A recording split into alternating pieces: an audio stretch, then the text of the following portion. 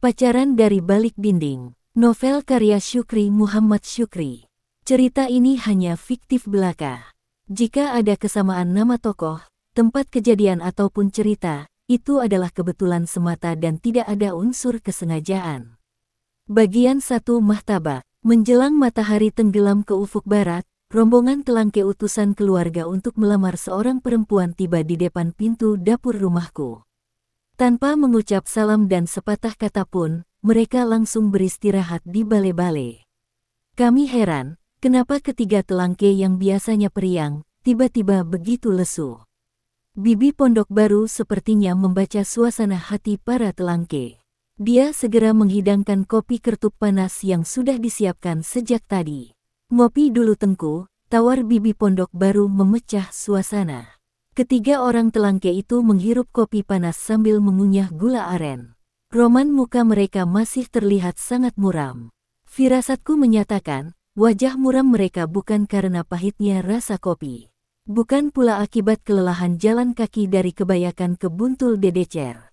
Mereka pasti sedang menghadapi sebuah persoalan besar, bisik hatiku. Meski kopi kertup sudah tersisa setengah mangkok, belum sepatah kata pun terungkap dari mulut mereka. Kami yang duduk mengelilingi mereka, merasa cemas dan saling berpandangan. "Ada apa?" tanya bapak penasaran melihat para Telangke diam 1000 bahasa.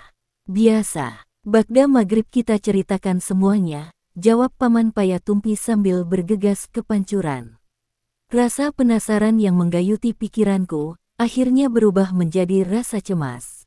Para Telangke yang tadi pagi penuh semangat, kini bermuram durja.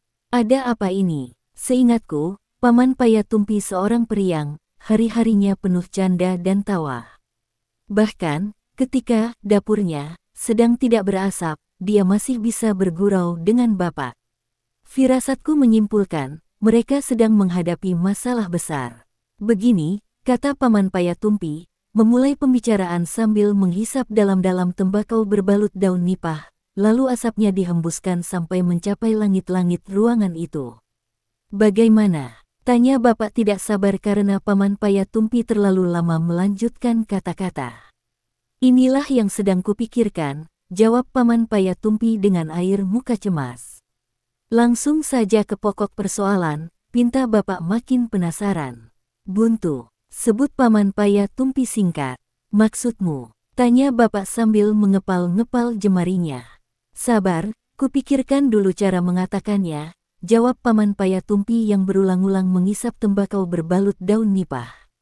Dari gestur Paman Payatumpi, sebenarnya bukan memikirkan cara mengatakan persoalan itu. Dia tidak tega menyampaikan kabar buruk. Perasaanku membisikkan, hasil negosiasi dengan keluarga Rani di Pedemun Deadlock tidak sesuai harapan. Makanya, wajah ceria Paman Payatumpi kehilangan cahaya pada malam itu. "Kil Pondok Baru saja yang sampaikan," pinta Paman Payatumpi. "Jangan aku, Tengku Paya saja, dia kan yang dituakan." Imam merangkap kepala kampung lagi, tolak Paman Pondok Baru.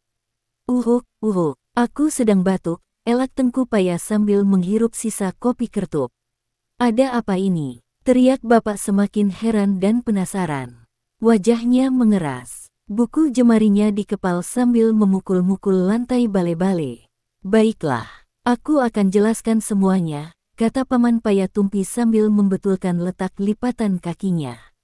"Begini," kata Paman Payatumpi, "kami sudah tiba ke rumah Pun Raman sebelum matahari sepenggalahan. Rumah itu masih sepi, hanya ada Pun Raman, istri, putrinya, dan 2 orang sepupu si istri yang sedang membentangkan tikar di teras rumah.